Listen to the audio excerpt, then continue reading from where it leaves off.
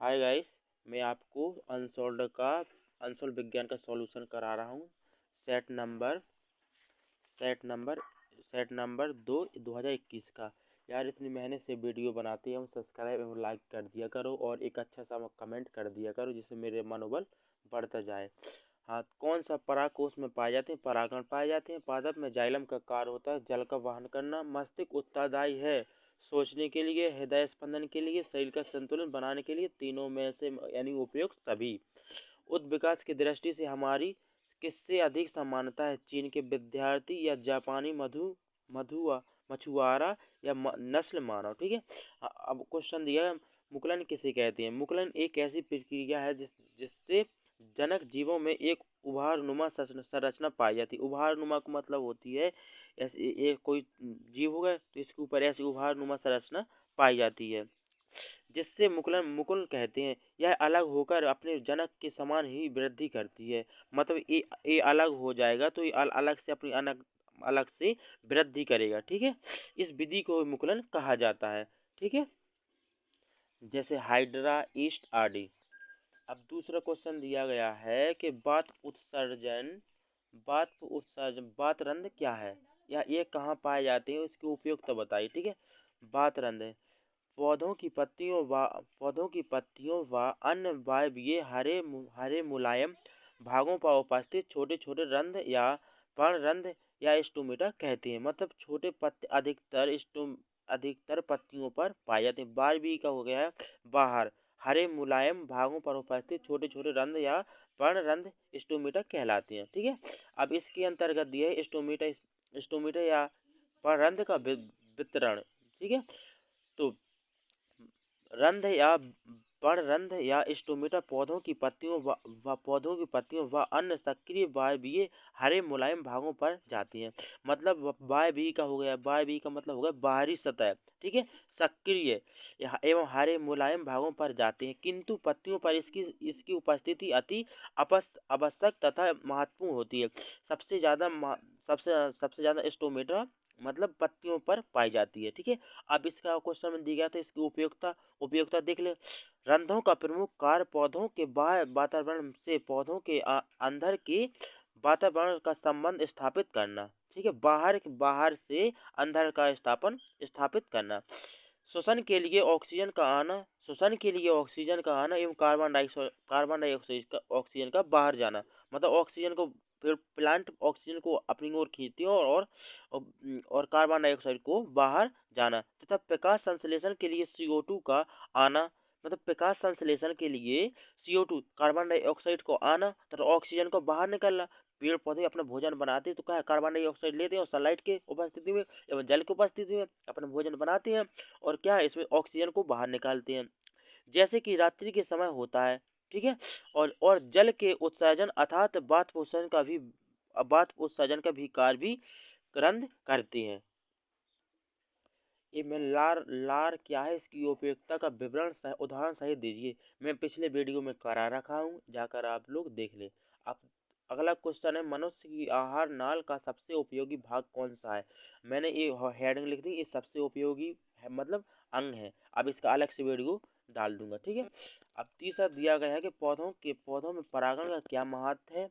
ठीक है, अधिक उपयोगिता मतलब उल्लेख। ठीक है, तो किसी पुष्प के पराग कोश से निकले हुए पराग कणों का उसी पुष्प के वर्तिकाग्र पर अथवा उसी जाति के किसी दूसरे पुष्प के वर्तिकाग्र पर पहुंचने की क्रिया को परागण कहा जाता है। मतलब पुष्प है तो पुष्प ये वर्तिकाग्र, तो पुष्प का एक भाग है, तो मतलब यह वर्तिका उसी पुष्प के, मतलब ये पुष्प है तो ये वर्तिकाग्र हो गया। ठीक है, तो इसी पुष्प के वर्तिकाग्र में या फिर इसी जाति के वर्तिकाग्र पुष्प गिरते हैं। ठीक है, या उसी जाति के पुष्प पर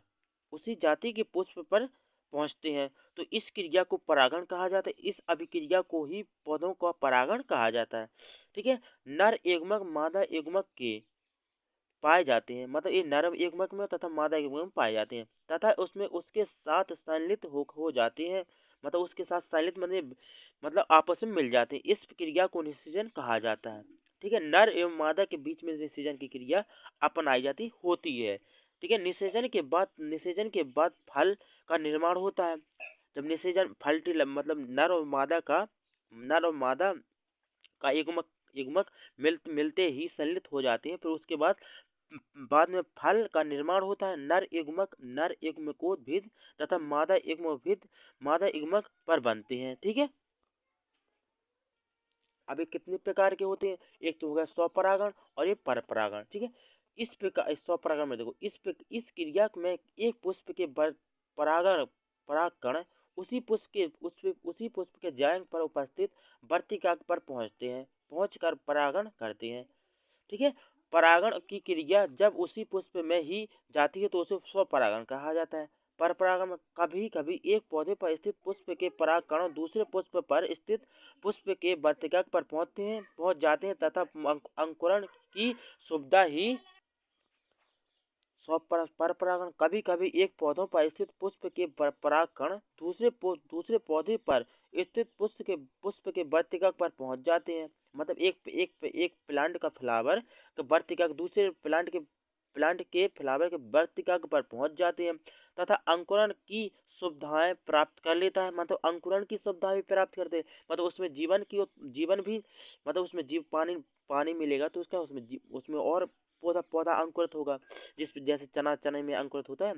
परागण की यह विधि पर परागण कहलाता है। आप शॉर्ट में देख लो, जब एक ही जाति के दो पुष्प के मध्य परागण होता है तो पर परागण कहा जाता है। मतलब जब एक ही जाति के दो पुष्पों के मध्य परागण होता है तो उसे पर परागण कहा जाता है। ठीक है। यकृत के कार्य तो मैंने करा दिए। अब बाष्प उत्सर्जन से आप क्या समझते हैं, इसका महत्व बताइए। बाष्प उत्सर्जन देख लो पहले।